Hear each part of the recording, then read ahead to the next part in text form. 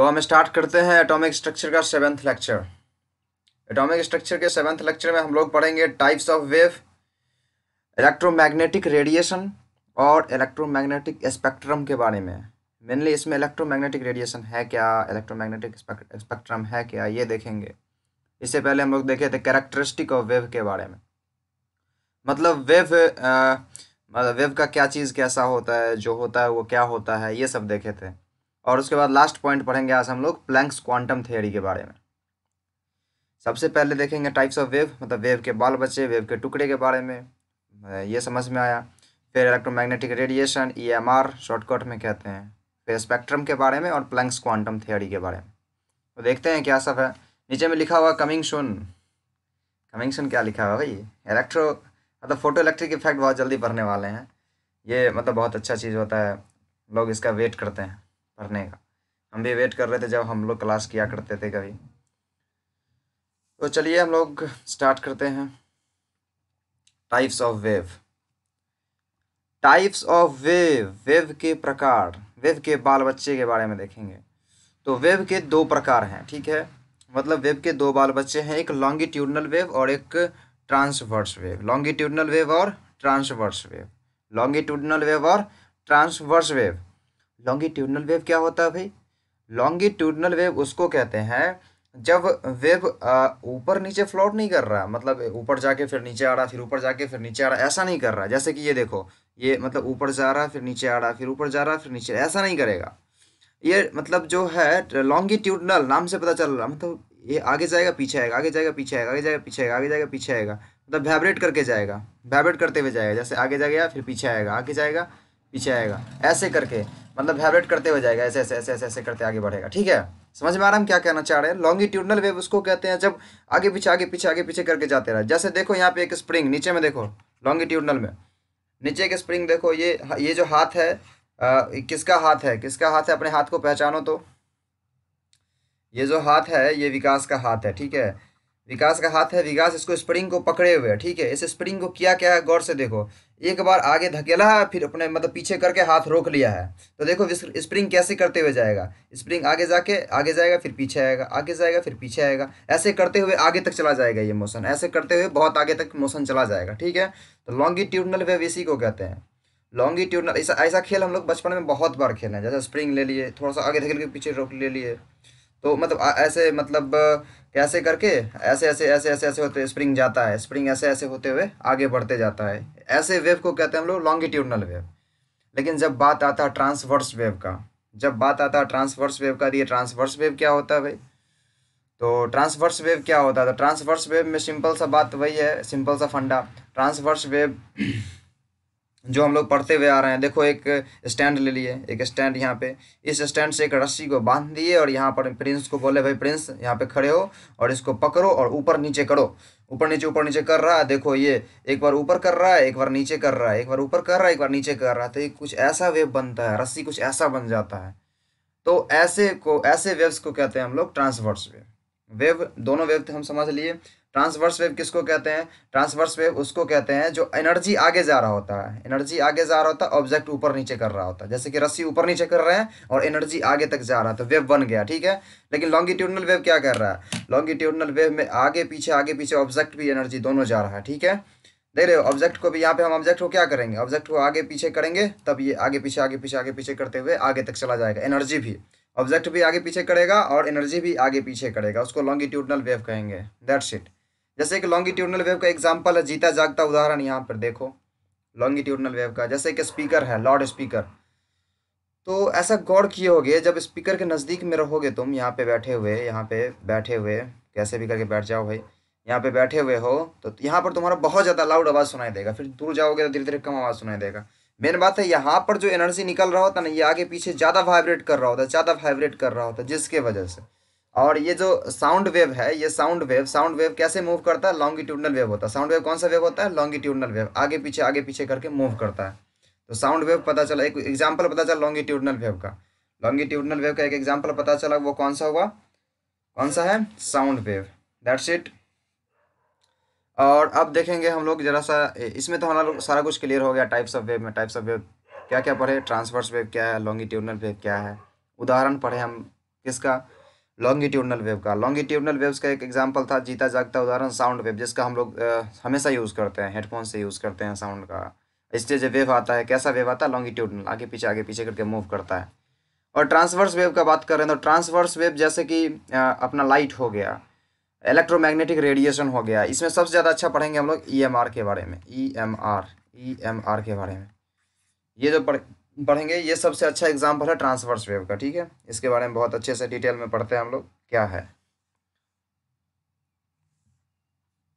देखिए आपके computer screen पे इलेक्ट्रोमैग्नेटिक रेडिएशन, इलेक्ट्रोमैग्नेटिक रेडिएशन क्या क्या लिखा हुआ है यहाँ पे, देखो बड़ी गंदा सा लिखा हुआ। इट इज़ नॉन मैकेनिकल, ये नॉन मैकेनिकल होते हैं। आई नॉन मैकेनिकल कहने का क्या मतलब हुआ? इलेक्ट्रोमैग्नेटिक रेडिएशन जो है, अच्छा इलेक्ट्रोमैग्नेटिक रेडिएशन क्या है? मतलब इलेक्ट्रोमैग्नेटिक रेडिएशन एक ऐसा वेव है, इलेक्ट्रोमैग्नेटिक रेडिएशन एक ऐसा वेव है, जैसे यहाँ वेव दिख रहा है ना, मतलब एक ऐसा वेव है इलेक्ट्रोमैग्नेटिक रेडिएशन जो इलेक्ट्रिक और मैग्नेटिक फील्ड के उपस्थिति में वेव जनरेट कर रहा होता है, ठीक है। अब ये सुन के अजीब लग रहा होगा, इलेक्ट्रिक और मैग्नेटिक फील्ड के, हाँ इलेक्ट्रिक और मैग्नेटिक फील्ड, जिसको हम लोग बहुत आगे जाके पढ़ेंगे। इलेक्ट्रिक फील्ड और मैग्नेटिक फील्ड क्या होता है? मैग्नेटिक फील्ड कहने का मतलब वैसा फील्ड जहाँ पर मैं थोड़ा सा भी मतलब कुछ भी मैग्नेट को ले जाओ वो चिपक जाएगा, ठीक है। ऐसा हम अभी बता रहे हैं कि अभी तक तुम लोग इलेक्ट्रिक और मैग्नेटिक फील्ड पढ़े नहीं हो। इलेक्ट्रिक और मैग्नेटिक फील्ड जब पढ़ोगे तो बहुत अच्छे से डिटेल में क्लियर हो जाएगा। अभी इतना जानो, जैसे अगर यहाँ पे कोई पॉजिटिव चार्ज है, यहाँ पे अगर इसके आसपास से अगर निगेटिव चार्ज को, निगेटिव चार्ज इलेक्ट्रॉन को, अगर इलेक्ट्रॉन को हम लोग यहाँ से पास करेंगे, इलेक्ट्रॉन को अगर हम लोग यहाँ से पास करेंगे तो क्या होगा? अगर हम यहाँ से इलेक्ट्रॉन को पास कर रहे हैं इस पॉजिटिव चार्ज के करीब से, तो ये पॉजिटिव चार्ज क्या करेगा? उसको खींच लेगा, इसी फील्ड को, मतलब इसी फील्ड को, मतलब इसके नज़दीक वाले एरिया को कहेंगे हम लोग इलेक्ट्रिक फील्ड है। यहाँ पे इलेक्ट्रिक फील्ड है, मतलब जहाँ से खींच लेता है। और वही अगर हम यहाँ पे चुंबक को रख देते हैं बीच में और उसके अगल बगल से हम लोहा को ले जाते हैं, पास करते हैं, तो लोहा को खींच लेता है, तो वैसे फील्ड को हम लोग कहते हैं मैग्नेटिक फील्ड। तो जब कोई वेव इन दोनों फील्ड के उपस्थिति में जनरेट हो रहा हो, बन रहा हो, तो वैसे वेव को कहते हैं हम इलेक्ट्रोमैग्नेटिक रेडिएशन। दैट्स इट, वैसे वेव को कहते हैं हम लोग इलेक्ट्रोमैग्नेटिक रेडिएशन। तो इलेक्ट्रोमैग्नेटिक रेडिएशन एक ऐसा वेव है जो कि नॉन मैकेनिकल होता है। अभी नॉन मैकेनिकल क्या होता है? किस खेत के मूली का नाम है नॉन मैकेनिकल?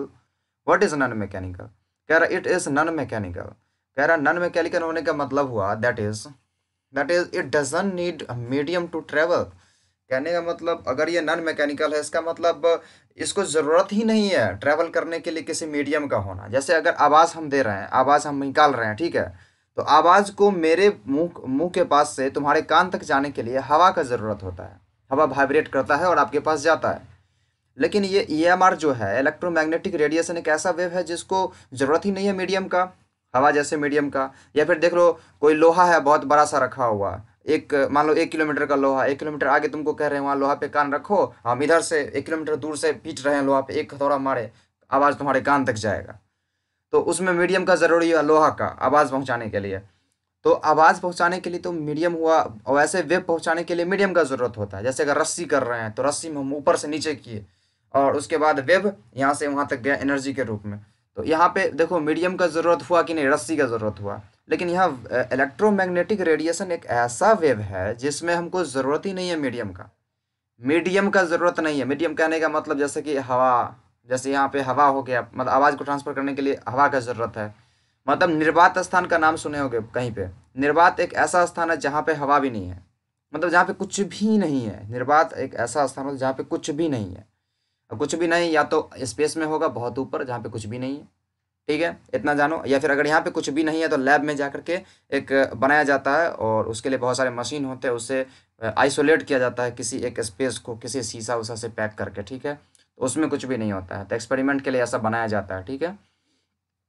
तो इलेक्ट्रोमैग्नेटिक वेव है सो नॉन मैकेनिकल होता है। नॉन मैकेनिकल कहने का मतलब वो जो है बिना मीडियम का, बिना किसी माध्यम का एक जगह से दूसरे जगह तक जा सकता है, ठीक है। दूसरा पॉइंट कह रहा it is transverse in nature.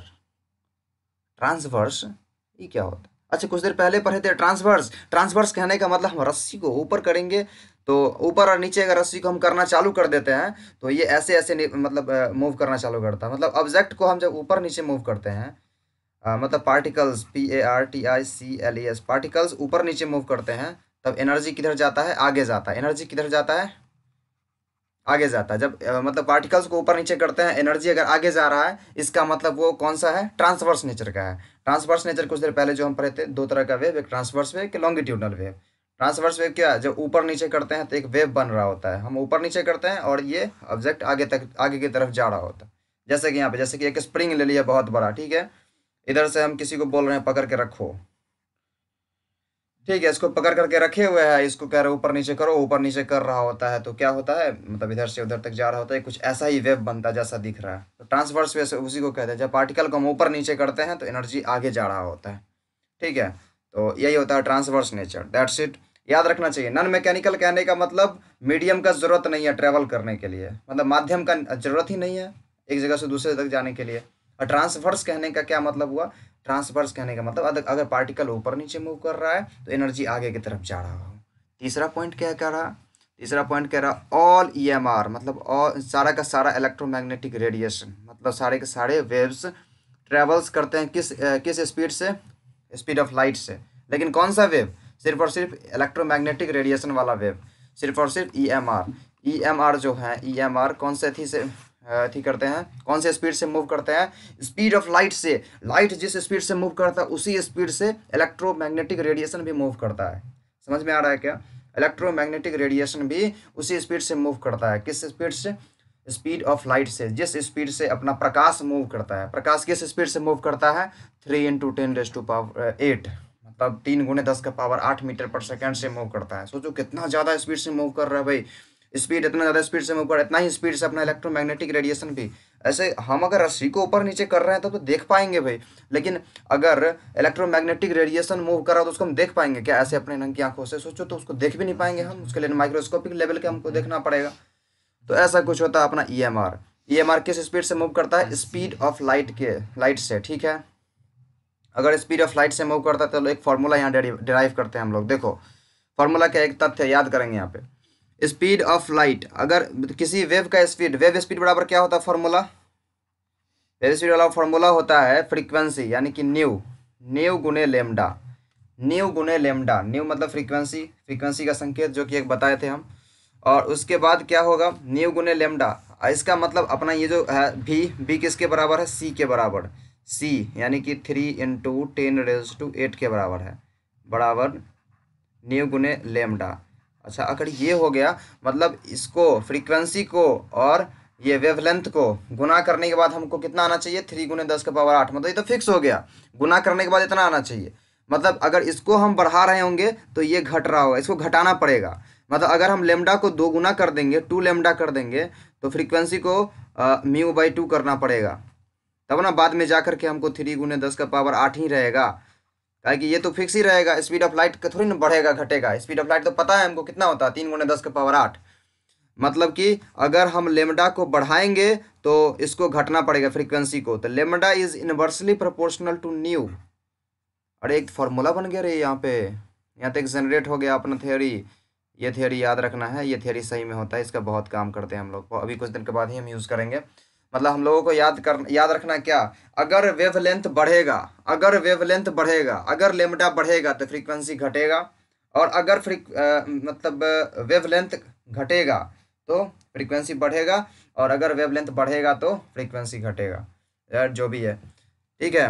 Wavelength घटाओ ये बढ़ेगा, मतलब इनवर्सली प्रोपोर्शनल है सीधे से, लेमडा और क्या, न्यू, यानी कि फ्रीक्वेंसी और वेवलेंथ एक दूसरे के लिए इनवर्सली प्रोपोर्शनल है, ठीक है। ये समझ में आ रहा है मेरे प्यारे। उसके बाद देखिए क्या कह रहा है यहाँ पे, द वेव प्रोपेगेशन अकर्स। यहाँ पे जो वेव प्रोपेगेशन है, मतलब वेव एक जगह से दूसरी जगह तक ट्रेवल करेगा। वेव प्रोपेगेशन मतलब, प्रोपेगेशन का मतलब पहले भी बताए थे, वेव प्रोपेगेशन कहने का मतलब वेव जो एक जगह से दूसरी जगह तक ट्रेवल करेगा, वो कैसे करेगा, वो होता है परपेंडिकुलर। परपेंडिकुलर का मतलब आज भी बताए थे, मतलब परपेंडिकुलर का मतलब लंब टाइप से, perpendicular two mutually perpendicular electric and magnetic field. Electric field और मैग्नेटिक फील्ड जो है ना म्यूचुअल परपेंडिकुलर होना चाहिए, एक ऐसा जगह हो जहाँ पे इलेक्ट्रिक फील्ड और मैग्नेटिक फील्ड म्यूचुअल परपेंडिकुलर हो। जैसे यहाँ पे देखो एक्स एक्सिस, इधर एक्स एक्सिस, इधर वाई एक्सिस और इधर जेड एक्सिस, म्यूचुअल परपेंडिकुलर तीनों का तीनों हो गया। एक यहाँ पे ये जो दिख रहा है यहाँ पे एक मतलब जैसे x axis y axis z axis में एक होगा कोई इलेक्ट्रिक फील्ड, एक दूसरा होगा मैग्नेटिक फील्ड वाला, और तीसरे डायरेक्शन में ये मूव कर रहा है इलेक्ट्रोमैग्नेटिक वेव जो तुमको दिख रहा है, ठीक है। ये जो 3D टाइप फील्ड दिला रहा है इसीलिए 3 टाइप फील्ड दिलाने के लिए था। यहाँ पे ये बताया जाए कि वेव जो यहाँ पे ट्रैवल करेगा एक जगह से दूसरे जगह तक, वो किसके परपेंडिकुलर मूव करेगा, इलेक्ट्रिक फील्ड और मैग्नेटिक फील्ड के परपेंडिकुलर मूव करेगा। इसको दिमाग में बैठा लो एकदम अच्छे से। वेब जो होता है इलेक्ट्रोमैग्नेटिक रेडिएशन का, वो परपेंडिकुलर मूव करता है किसके, इलेक्ट्रिक फील्ड। इलेक्ट्रिक फील्ड कहने का मतलब क्या, इलेक्ट्रिसिटी वाला क्षेत्र, और मैग्नेटिक फील्ड कहने का मतलब क्या, मैग्नेट वाला क्षेत्र, ठीक है। वैसा चुंबकीय क्षेत्र और वैद्युत क्षेत्र, इसके मतलब इसके परपेंडिकुलर मूव कर रहा होगा क्या, EMR। इसका जो वेव प्रोपगेशन होता है इलेक्ट्रिक फील्ड और मैग्नेटिक फील्ड के परपेंडिकुलर होता है। दैट्स इट मेरे बच्चे। ये था अपना 4 पॉइंट इलेक्ट्रोमैग्नेटिक रेडिएशन का। अच्छा, इस इलेक्ट्रोमैग्नेटिक रेडिएशन से हम लोग का क्या ताल्लुक है। इलेक्ट्रोमैग्नेटिक रेडिएशन इसीलिए पढ़े ताकि इलेक्ट्रोमैग्नेटिक स्पेक्ट्रम हमको पता चल जाए। इलेक्ट्रोमैग्नेटिक स्पेक्ट्रम क्या है देखिए तो, स्पेक्ट्रम देखिए, इलेक्ट्रोमैग्नेटिक स्पेक्ट्रम अपना कुछ दिख रहा है। इलेक्ट्रोमैग्नेटिक स्पेक्ट्रम क्या दिखा, इधर कुछ गामा रे है, फिर एक्स रे है, फिर अल्ट्रा वायलेट है, फिर इंफ्रारेड है, और उसके बाद रेडियो वेव है। ये हम क्यों मेनली पढ़ रहे हैं, ये हम बस एक चार्ट देख रहे हैं जो कि हमको बाद में यूज़ आने वाला और कुछ भी नहीं, ठीक है। और ये एक चीज़ ये है कि ये सारे के सारे क्या हैं, इलेक्ट्रोमैग्नेटिक वेव्स हैं, इलेक्ट्रोमैग्नेटिक रेडिएशन है, ये सारे के सारे EMR हैं। इसीलिए हम लोग यहाँ पे इसका देख रहे हैं। और इसका ये भी पता चल रहा कि ये जो है, ये जो डाटा दिया हुआ किस चीज़ का, वेवलेंथ का है। किसका है, वेवलेंथ का। यहाँ पे लिखा हुआ वेवलेंथ इन मीटर, ये सब वेवलेंथ का डाटा है। मतलब यदि हम बाएं से दाएं की तरफ जा रहे हैं, मतलब गामा रे से एक्सरे की तरफ जा रहे हैं, और एक्सरे से अल्ट्रावायलेट, अल्ट्रावायलेट से इंफ्रारेड, इंफ्रारेड से रेडियो वेव की तरफ अगर हम जा रहे होते हैं, तो क्या होता है, ये वेवलेंथ बढ़ रहा होता है। देखो पावर, ये पावर इधर माइनस वाला पावर से प्लस वाला पावर की तरफ जा रहा है, मतलब वेवलेंथ क्या हो रहा है, लेमडा इंक्रीज कर रहा है, लेमडा इंक्रीज कर रहा है। यदि बाएं से जाए तक दाएं की तरफ जा रहे हैं तो लेमडा इंक्रीज कर रहा है। बीच में कहीं पे विजिबल दिख रहा है भाई, विजिबल विजिबल विजिबल, यहाँ पे विजिबल लाइट दिखा रहा है। विजिबल लाइट कहने का क्या मतलब हुआ, अरे ये विजिबल लाइट जो तुम हम लोग देख रहे हैं अपने नंगी आंखों से, ये सफ़ेद, ये रेड, ये क्या कहते हैं, हरा, ब्लू, ये सब जो हम देख पाते हैं, ये पिंक है, ये मतलब एकदम से गोरा है, लड़की को देख के कहते हो यार ये कितनी सुंदर है, ठीक है। ये सारा जो कलर देख पाते हो तुम, ये सब देख पाते हो, ये विजिबल के वजह से, ये विजिबल, ये इलेक्ट्रोमैग्नेटिक रेडिएशन के वजह से, ये इलेक्ट्रोमैग्नेटिक ये वेव की वजह से तुम देख पाते हो। हाँ, इसका कलर ये है। किसी चीज़ का कलर क्यों देख पाते हो, इलेक्ट्रोमैग्नेटिक रेडिएशन की वजह से। अच्छा, इस इलेक्ट्रोमैग्नेटिक रेडिएशन का मतलब क्या हो गया, इलेक्ट्रोमैग्नेटिक रेडिएशन कहने का मतलब देखो यहाँ पे कैसा, इस इलेक्ट्रोमैग्नेटिक वेव से ही अब हम लोग देख पाते हैं क्या चीज़ को, किसी भी कलर को। इसी में एक आता है कौन सा, विजिबल लाइट। विजिबल लाइट में क्या क्या चीज़ आता है, विजिबल लाइट में आता है बैजानी हपीनाला, जो हम लोग बचपन से पढ़ते आ रहे हैं। क्या पढ़ते हैं, बैजानी हपीनाला, जो हम लोग पढ़ते हैं बैजानी हपीनाला, वही, ठीक है।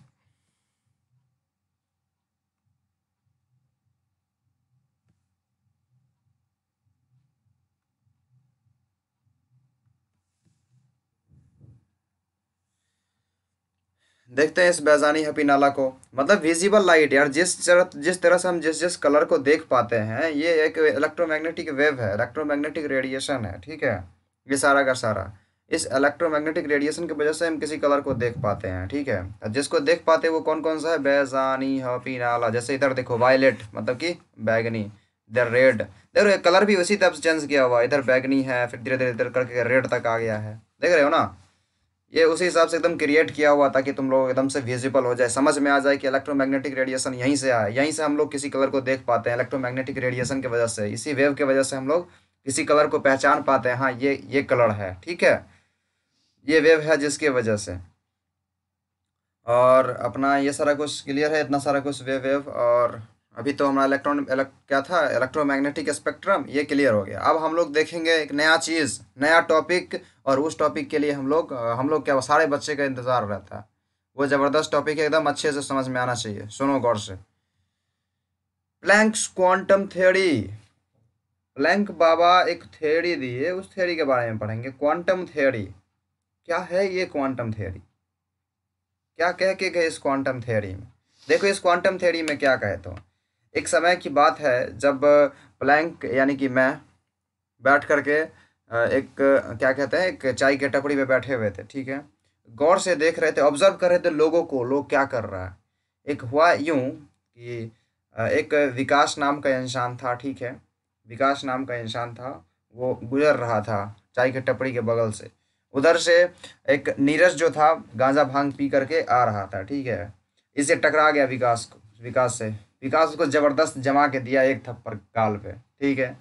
वो एकदम कि बौखला गया नीरज, अरे क्या कर दिया फिर, मतलब कैसे हमको मार सकता है ये, मतलब गांजा वाजा पिए हुए थे भाई, मतलब खतरनाक बौखला गया, ठीक है। उसके बाद उसकी मतलब वो एक तरह से क्या हो गया, हॉट हो गया, उसका मिजाज गर्म हो गया, ठीक है। मिजाज गर्म होने के बाद जो उसके मुंह से निकलना चालू हुआ ना, कंटिन्यूअसली, कभी डिसकंटिन्यूसली, रुक रुक के, फिर लगातार लगातार उसके मुंह से निकलना चालू हुआ एकदम शुभ शुभ वर्ड, ठीक है। शुभ शुभ मतलब समझ ही रहे होगे ना, अच्छे अच्छे वर्ड्स निकलना चालू हुए उसके मुंह से विकास के प्रति। विकास अपन बैठ करके मुस्कुरा के सुन रहा है ये बोल क्या कह रहा है। कंटिन्यूअसली नीरज निकालते जा रहा, लगातार निकाले जा रहा, निकाले जा रहा, निकाले जा रहा। इसको जब देखे ना फ्रैंक, तो इनको अपने एक्सपेरिमेंट के बारे में याद आ गया। वहाँ एक्सपेरिमेंट किया तो ऐसा ही तो था। ऐसा था क्या, एक गर्म ऑब्जेक्ट था, एक हॉट ऑब्जेक्ट था। हॉट ऑब्जेक्ट से ना क्या हो रहा था, एनर्जी लगातार निकले जा रहा था, कंटिन्यूअसली, कभी डिसकंटिन्यूअसली, कभी लगातार निकल रहा था, कभी रुक रुक के निकल रहा था। वैसे ही जैसे कि नीरज जब बौखलाया हुआ था तो उसके मुंह से शुभ शुभ वर्ड, गालियाँ का बौछार निकल रहा था, लगातार गालियाँ निकले जा रहा था, फिर कभी कभी रुक रुक के निकलता था। सेम टू सेम वही प्लैंक को लगा रहे, और वहाँ पे हॉट जो ऑब्जेक्ट था, जब ऑब्जेक्ट को हम गर्म किए जा रहे थे, किए जा रहे थे, किए जा रहे थे, तो क्या हो रहा था, लगातार एनर्जी निकले जा रहा था, लगातार, कभी कभी रुक रुक के निकल रहा था, ठीक है। वो भी किसके फॉर्म में, किसके फॉर्म में, यहाँ क्वांटा के टर्म में निकल रहा, पैकेट्स पैकेट्स के टर्म में। वहाँ पे नीरज के मुंह से गालियों के टर्म में निकल रहा था, गालियों के हिसाब से निकल रहा था, शुभ शुभ वर्ड्स, ठीक है। और यहाँ पे क्या हो रहा है, लगातार निकल रहा है किसके टर्म में, डिस्क्रीट पैकेट्स की तरह, पैकेट्स के तौर पे। तो वही कहते हैं, देखो यहाँ पे क्या कह रहे हैं प्लैंक्स। प्लैंक्स कहे हैं ए हॉट ऑब्जेक्ट, मतलब एक हॉट ऑब्जेक्ट है, एक हॉट ऑब्जेक्ट, वो इमिट करता है। इमिट करता है मतलब फेंकता है, निकालता है, ठीक है, निकालता है, ठीक है। किसी पे बौछार करता है, निकाले जाता है एनर्जी को। ए हॉट ऑब्जेक्ट, कोई गर्म वस्तु जो है, कोई गर्म वस्तु क्या करता है, एनर्जी को, ऊर्जा को निकालता है, नॉट कंटिन्यूअसली, अगर लगातार नहीं बट डिसकंटिन्यूअसली, मतलब रुक रुक के, लगातार नहीं तो रुक रुक के निकालता है, ठीक है। रुक रुक निकालते रहता है, क्या निकालता है, क्या कहते हैं, एनर्जी, एनर्जी निकालता है, ठीक है। एनर्जी निकालता in the form of discrete packets, मतलब अलग अलग पैकेट्स के रूप में, अलग अलग पैकेट्स के रूप में निकालता है, अलग अलग पैकेट्स के रूप में। उसी को कहते हैं क्वांटा। किसको क्वांटा कहते हैं, इस पैकेट्स को, अलग अलग पैकेट्स के टर्म में जो निकालता है, इसी पैकेट को कहते हैं हम लोग क्वांटा कहते हैं। और इसको अगर क्वांटा कहते हैं जब बहुत सारा पैकेट सब निकले जा रहा है ना, कह रहा है ना, कंटिन्यूअसली अगर नहीं निकला तो डिसकंटिन्यूअसली निकलेगा ही, लगातार नहीं तो थोड़ा थोड़ा रुक रुक के निकल ही रहा पैकेट्स। तो बहुत सारा पैकेट है, उसको कहते हैं क्वांटा, पैकेट्स का समूह को। और अगर एक क्वांटा का बात करते हैं, एक क्वांटम का, एक एनर्जी जो निकल रहा है क्वांटम के रूप में, पैकेट के रूप में, उसको कहते हैं क्वांटम, ठीक है। तो बात यही हो गया, जब नीरज बौखलाया हुआ था तो अपने अंदर से जो निकाल रहा था अलग अलग वैरायटी का गाली, अलग अलग वैरायटी का, यहाँ पे क्या हो रहा था, अलग अलग पैकेट्स निकल रहे हैं, ठीक है। ये अलग अलग वैरायटी का जो गालियाँ निकाल रहा था अपने मुंह से, तो उसको तो गालियाँ ही कह रहा था ना, ये भाई यार तो देखो बौखला की गालियाँ निकाल रहा, ठीक है। यहाँ पे क्वांटा कह रहे हैं, इसको याद रखो। वहाँ पे गालियाँ निकाल रहा था, यहाँ पे पैकेट्स निकाल रहा है, जिसको क्वांटा कह रहे हैं, ठीक है, क्वांटा कह रहे हैं, ठीक है। अगर उसी के सिंगुलर वर्जन को क्या कहते हैं, गाली कहते हैं, मतलब यहाँ के क्वांटम कहते हैं, ठीक है। वहाँ गालियाँ थे, यहाँ क्वांटा, यहाँ पे अगर क्वांटम है वहाँ गाली था, ठीक है। ये मतलब स्टोरी से याद रखने का, ठीक है, प्लैंक्स क्वांटम थ्योरी को। उसके बाद प्लैंक ये सारा कुछ जब देखे ना, देखने के बाद एक लॉ दिए। क्या लॉ दिए वो देखो। ये तो ऑब्जेक्ट कुछ जैसा वो देखे एक्सपेरिमेंट में वो लिख दिए, क्या कहें वो बता दिए, हम इसको ये कहेंगे, जैसे वहाँ पे गाली कह रहे थे, यहाँ पे क्वांटा कहें, मतलब क्वांटम कहे, गालियाँ था तो क्वांटा कहे। पैकेट्स के टर्म निकाल रहा था, मतलब शुभ शुभ वर्ड जो निकाल रहा था, अपने भ्रास को जो निकाल रहा था, पैकेट्स, ठीक है। तो वही बात यहाँ पे है, समझ में आया। एक गर्म वस्तु अपने अंदर से एनर्जी को निकालता है, अगर लगातार नहीं निकालता है तो थोड़ा रुक रुक के निकालता है, किसके टर्म में, किसके फॉर्म में, किसके फॉर्म में, पैकेट्स के फॉर्म में निकालता है, जिसको हम लोग क्वांटा कहते हैं। इसके सिंगुलर टर्म को क्वांटम कहते हैं, क्वांटम कहते हैं, ठीक है। ये एनर्जी क्या लॉ दिए प्लैंक, प्लैंक बाबा क्या लॉ दिए, देखो जैसे कि यहाँ पे एक दिख रहा हो सूर्य टाइप का एकदम गर्म ऑब्जेक्ट, ठीक है।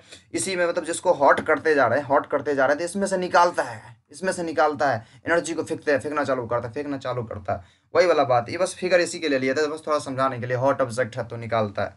तो क्या क्या लॉ दिए वो देखो, एनर्जी ऑफ ईच क्वांटम, मतलब जितना भी क्वांटम निकलेगा उसका एनर्जी, मतलब जितने भी गाली निकलेगा उसका असर विकास पे, ठीक है। एनर्जी ऑफ ईच क्वांटम, प्रत्येक क्वांटम का जो एनर्जी होता है ना वो डायरेक्टली प्रोपोर्शनल होता है, समानुपाती होता है frequency of EMR. EMR electromagnetic radiation के समानुपाती होता है, इलेक्ट्रोमैग्नेटिक रेडिएशन के समानुपाती होता है। गौर से सुनो क्या कह रहा है, ये जो ऊर्जा है प्रत्येक क्वांटम का, जितना क्वांटम निकल रहा मतलब जितने गाली निकल रहा है उसका असर जो है ना डायरेक्टली प्रोपोर्शनल फ्रीक्वेंसी का। फ्रीक्वेंसी का मतलब फ्रीक्वेंसी किसका, फ्रीक्वेंसी ईएमआर इलेक्ट्रोमैग्नेटिक रेडिएशन का, इलेक्ट्रोमैग्नेटिक रेडिएशन की फ्रीक्वेंसी का डायरेक्टली प्रोपोर्शनल है, समानुपाती है, ठीक है। तो अगर हमको अगर यहाँ पे कुछ लिखना पड़े, अगर कुछ लिखना पड़े तो हम क्या लिखेंगे, यहाँ पे हम लोग लिखेंगे energy of one quantum, energy of, यहाँ पे थोड़ा गौर से देखते जाइएगा, थोड़ा सा कुछ डेरिवेशन कर देंगे हम देखते देखते। Energy of one quantum, energy of one quantum बराबर क्या होगा, एनर्जी ऑफ वन क्वांटम बराबर नहीं, ये डायरेक्टली प्रोपोर्शनल होगा। वही तो कहा है यार, मतलब लाइन ही वही कहा है कि जो डायरेक्टली प्रोपोर्शनल होता है एनर्जी, एक क्वांटम का जो एनर्जी है ना वो डायरेक्टली प्रोपोर्शनल होता है किसके, फ्रीक्वेंसी के। अब फ्रीक्वेंसी को हम लोग किस चीज़ से सूचित करते हैं, न्यू से, किससे, न्यू से, मतलब न्यू के डायरेक्टली प्रोपोर्शनल हो गया, न्यू के डायरेक्टली प्रोपोर्शनल हो गया। और न्यू से अच्छा पहले हम लोग लिख लेते हैं पूरा चीज़, frequency of EQUENCY, frequency of EMR, इसके डायरेक्टली प्रोपोर्शनल है। आप देखो क्या कहते हैं, अगर इसके डायरेक्टली प्रोपोर्शनल है मतलब क्या हो गया, इसको हम चलो मान लेते हैं, पूरे को हम शॉर्टकट में ई कहते हैं, मतलब E is directly proportional to new.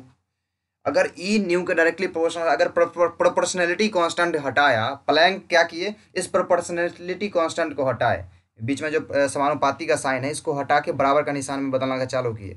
तो बराबर का निशान हटाते हैं, मतलब ये समानुपाती का निशान हटाते हैं तो एक नया कांस्टेंट देते हैं। तो प्लैंक बाबा एक नया कांस्टेंट दिए, उसी को कह रहे हैं यहाँ पे प्लैंक कांस्टेंट है। क्या है, प्लैंक कांस्टेंट। प्लैंक बाबा एक नया कांस्टेंट दिए, एच दिए, एच न्यू हो गया। एनर्जी क्या होता है, प्रत्येक जितना भी अपना जो गाली निकालेगा ये हॉट ऑब्जेक्ट, मतलब हॉट ऑब्जेक्ट जितना भी पैकेट्स निकालेगा अपने अंदर से, जितना भी पैकेट्स निकालेगा उस सारे पैकेट्स का, प्रत्येक क्वांटम का उसका जो एनर्जी है, एनर्जी किसके बराबर हो जाएगा, एच न्यू के बराबर हो जाएगा। किसके बराबर हो जाएगा, एच न्यू के बराबर हो जाएगा। देखो यहाँ देखते देखते फॉर्मूला डेरिवेशन हो गया, एच न्यू के बराबर हो जाएगा, एच न्यू के बराबर हो जाएगा। वाह, यहाँ से और कुछ निकल सकता है क्या, देखो एच न्यू के बराबर हो सकता है। कुछ देर पहले हम लोग फॉर्मूला क्या निकाले थे, सी बराबर क्या होता है, मतलब वेलोसिटी, ये क्या हो गया, wave speed. Wave speed electromagnetic radiation का वेव स्पीड तो ठीक बराबर होता है स्पीड ऑफ लाइट के। स्पीड ऑफ लाइट को हम सी से सूचित करते हैं। Can you hearing me, am I audible?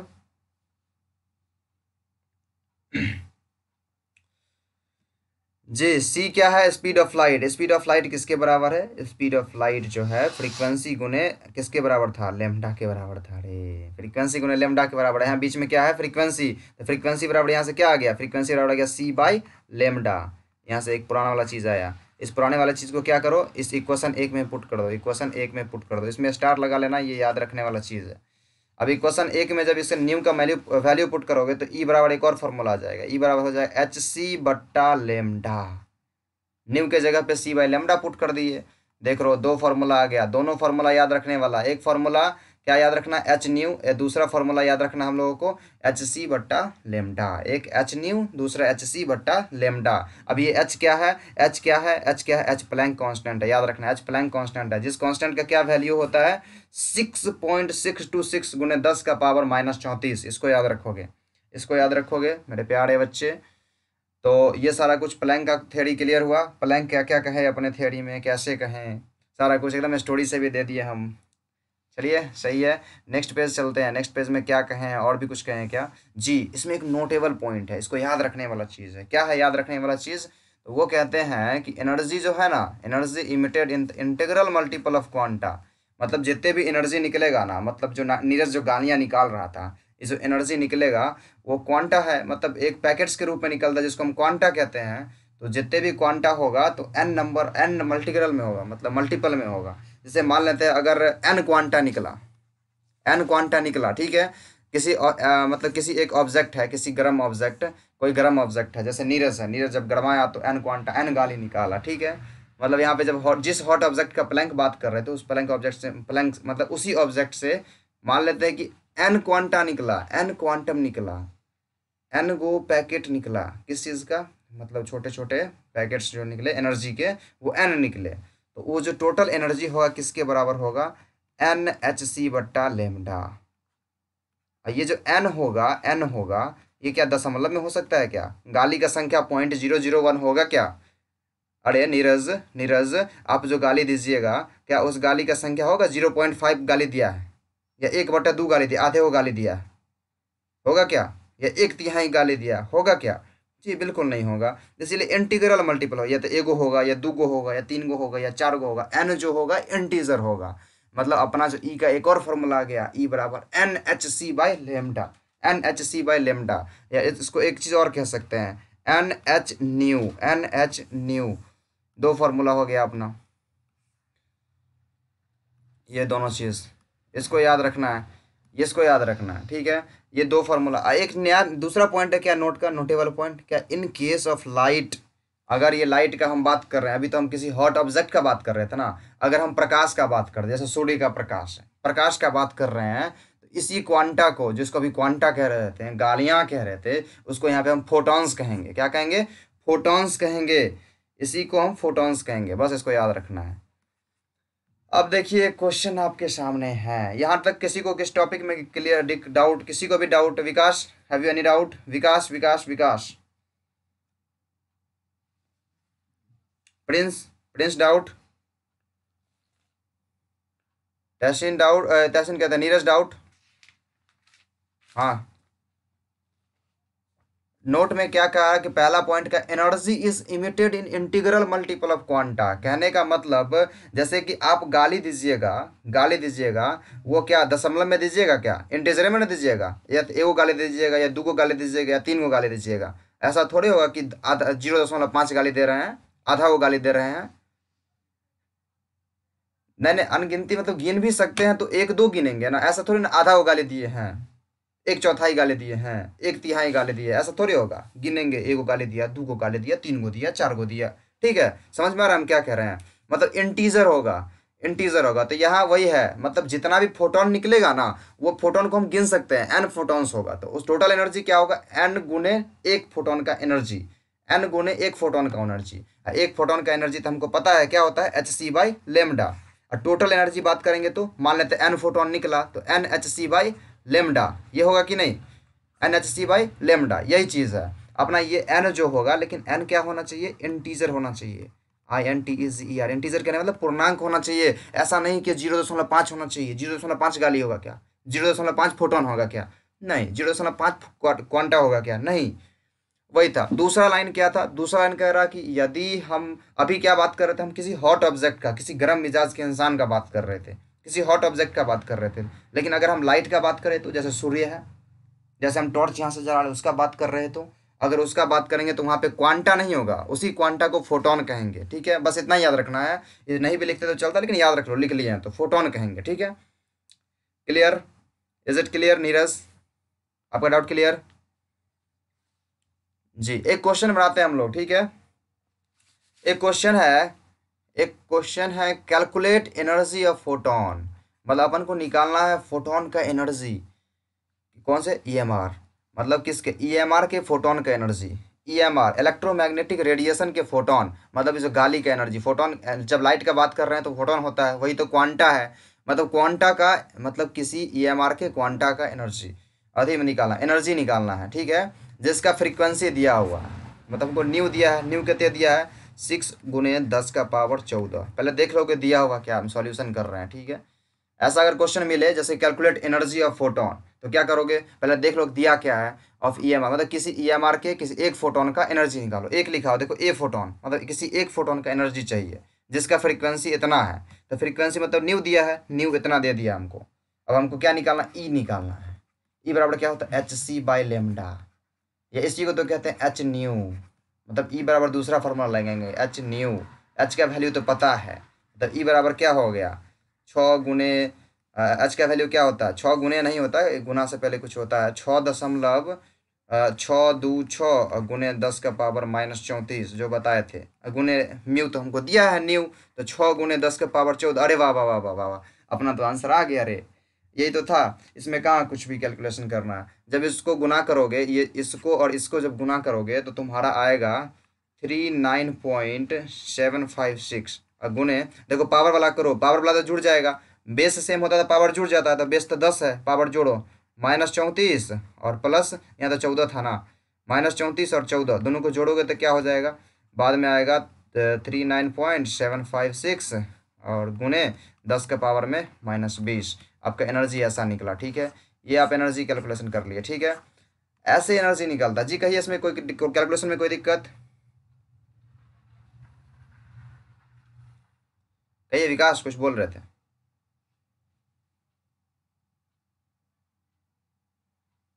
Ji ji, calculation नहीं, कैलकुलेशन सही है, कैलकुलेशन कोई मिस्टेक नहीं है।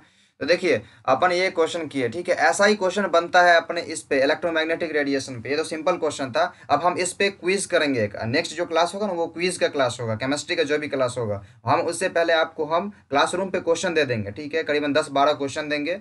उस 10-12 क्वेश्चन का आप खुद से प्रैक्टिस करिएगा, हम जितना पढ़ाएं क्लास उसको उसके मदद से जितना बनेगा वो ठीक है, और नहीं तो हम क्लास में सिर्फ क्विज करेंगे। अगला क्लास क्या होगा, क्विज होगा, नोट कर लो जी। आज के क्लास को एंड करते हैं, द एंड, बाय।